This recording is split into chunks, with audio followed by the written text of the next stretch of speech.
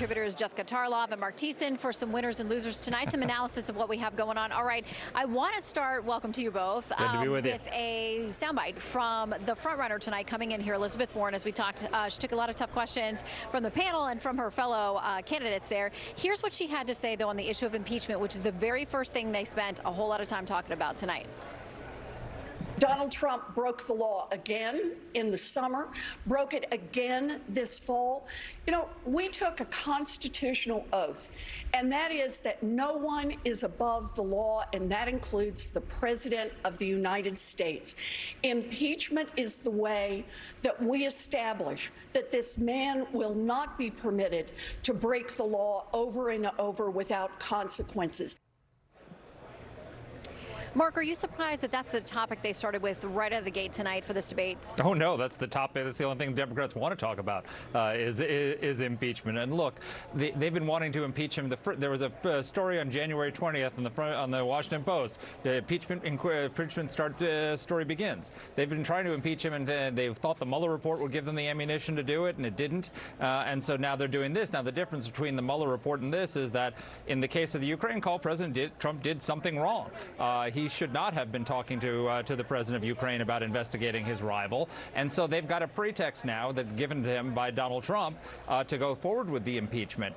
Their problem is that they're pursuing it in such a partisan way by not having a vote, by not creating like a unified staff like they did in the Nixon impeachment, by not giving the minority the right to subpoena, by kicking Republicans out of depositions, by not allowing the president's counsel to be president to cross-examine witnesses. All of these things that have happened in all three other presidential impeachments. And so they're behaving in such a partisan way, and their rhetoric tonight was so partisan that they're going to lose the American people, or they're going to lose their chance of trying to make a case against Donald Trump. I don't think what he did was impeachable. I think it was wrong, but they're certainly coming across as incredibly partisan, and it's a big mistake.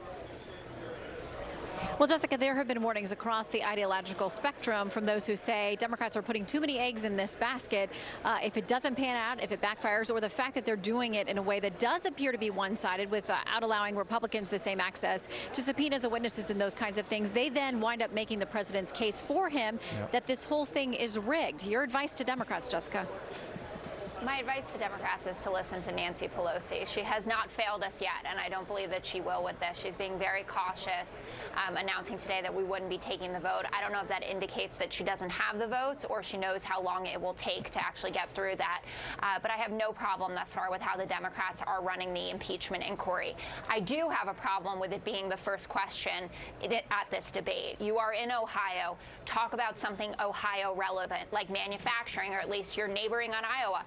Talk about farmers. There are so many bread and butter issues having to do with the economy the Democrats need to be talking about so that Republicans can't make the argument, as Marc just very effectively did, that we have been impeachment hungry since Donald Trump's inauguration. And I think that that was a real shortcoming of the debate. There are so many issues that didn't come up until later, from appointment of Supreme Court judges, women's reproductive health, except for Kamala's shout out there right in the beginning. The framing of it, I don't think was to our benefit. Well, and they did hit on a lot of things like Syria, gun control, abortion, the Supreme Court, trade, many other policies. Marc, quickly before we go, what do you think was the other big topic of the night for Democrats here? Well, I think that the takeaway from the evening was that the winners were clearly Biden and Warren, because they're the front runners and nobody put a glove on them. With Biden, the whole Hunter Biden thing seems to have coated him with Teflon. Nobody really wanted to go after him. The moderators went after him with a soft glove, and then none of the Democrats criticized him, because then they would be allied with Donald Trump, so they can't criticize him.